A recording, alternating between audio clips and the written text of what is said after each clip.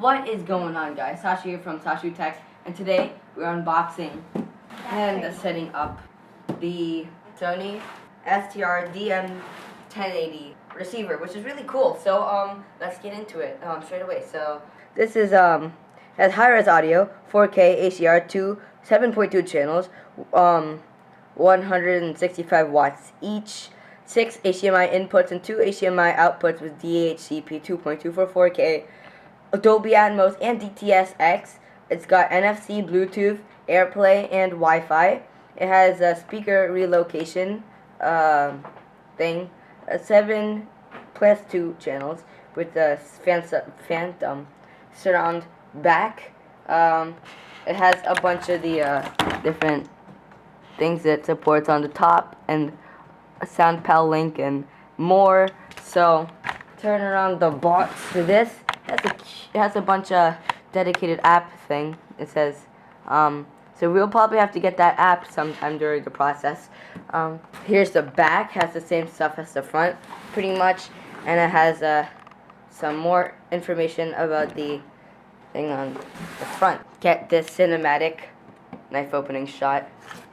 Knife tape cutting shot. The first thing we're greeted with right here is a thing that says read the operating instructions. Definitely not something I'm gonna do. Actually, fine, I'll do it, but outside the video for you guys, just so I don't screw up in front of y'all. It also tells you not to pick up the thing through with the banana clips. So right here on the side is the remote, which looks like this. Right, okay. And then we've got the receiver itself,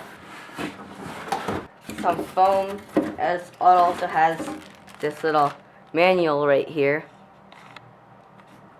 So, you know, there's a manual on it. There's some foam, and the receiver has a little bundle, which it comes with the 2 batteries for the remote, an FM thing, and some other stuff that we will look at. Some piece of tape here on the top. Starting down here, we have coaxial connections of SA, CD, DV, CD in. I don't know what that is. Optical in from the TV if you're using that. FM antenna. You have video, Cat 5 video, and we have 1 monitor out as well. We have audio for we have zone 2 audio 2 right here. We have satellite or Cat 5 video inputs, and then video 1 audio inputs, and CA, CD inputs here. We have zone 2 audio outputs. We have TV input and 2 subwoofer outputs. At the bottom, we have a zone 2 speaker outputs. We have surround back and height outputs, which could also be the Atmos, 2 Atmos speakers. Surround speakers, left and right. Center speaker, front, left and right speakers. Up here we have video, 6 video inputs. These are video 2, SACD, CD audio input. This is a Blu-ray or DVD audio input. This is Cat 5. This is game, and this is video 1. This is out. This is a video out, and a video out, 2 video outs. This is something, and that's also something. This is IR remote in and out. This is Ethernet, and then we got 2 antennas out here sticking out. So that's pretty much all that there is on the receiver. So let's plug it in, maybe hook up some speakers or something. So now let's look at the front. If I zoom in all the way, we have a button labeled speakers, power button, and headphone thing. And then we have power connection for Bluetooth pairing. Then we have a tuner preset, and we also have a little NFC thing, which is great for connecting your phone with one tap. Calibration mic, and a USB port. 2-channel or multi-channel switching. Movie mode and music mode and display mode. And then you can, if you move on, you have zone selection tools, which selects and powers and dimmers, and we have an input selector. We have an IR signal, a blaster, I mean receiver label, and master volume, and then we have pure direct over there. Alright, so I have this sitting out right around here, and the TV connected to it via HDMI. So let's see what happens when we push the power button, which should be right here. I heard a click, like all receivers make a click, and well, it's on, and more clicks. And as you can see, it looks like the TV is receiving a signal. It says TV, and it says sub menu too. Alright, that's cool. Let's connect the Xbox to it. Alright, so this is the home page where you can watch things. So you can select a video source. Okay, then you can go see a Blu-ray or DVD, game, cat TV, video 1 or video 2 or TV. So if I do okay, so let me go back again. This is listen. Selected music source connected to the receiver FM radio or the built-in tuner. Then you can do CD or CD, FM tuner, USB, Bluetooth, home network, which is like you can if you had a server, or DLNA, or music service list, which I'm not sure. So then there's custom preset, which you can set a multiple custom things. You can do movie, music, party, or night.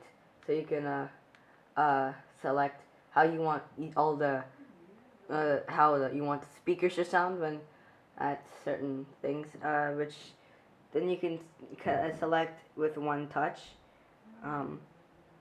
Then you have sound effects, which you can make it. You can do sound field, equalizer, sound optimizer, in ceiling speaker mode, or pure direct. Pure direct is it reduces processing, so it'll turn off front display just of the thing itself to suppress electronic noise. And then this is a in ceiling speaker mode, which basically brings the sound of the ceiling down. In the ceiling down in case your normal channels are in the ceiling for some reason. Your sound optimizer to enjoy clear and dynamic sound even at low volumes.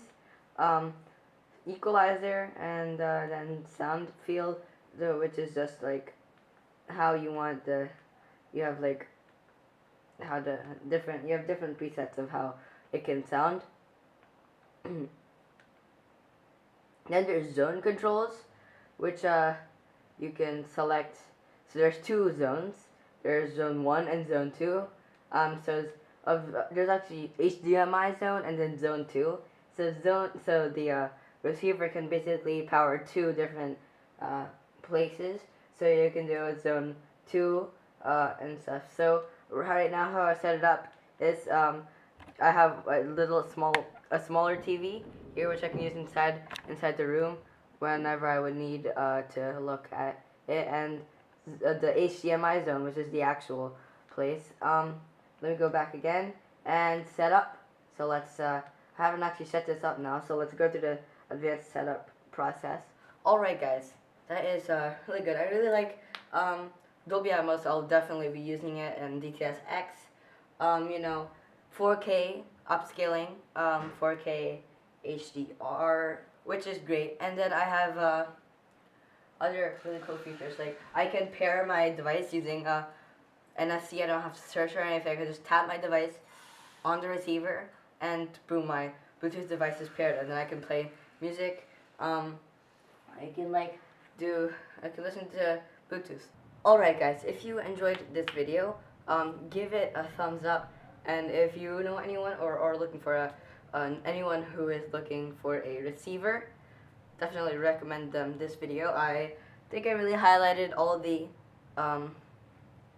main features of this receiver. Of course, I haven't compared other receivers, so I can't really compare any of it. So that's that. But I would like to tell you that it's a pretty great looking receiver too.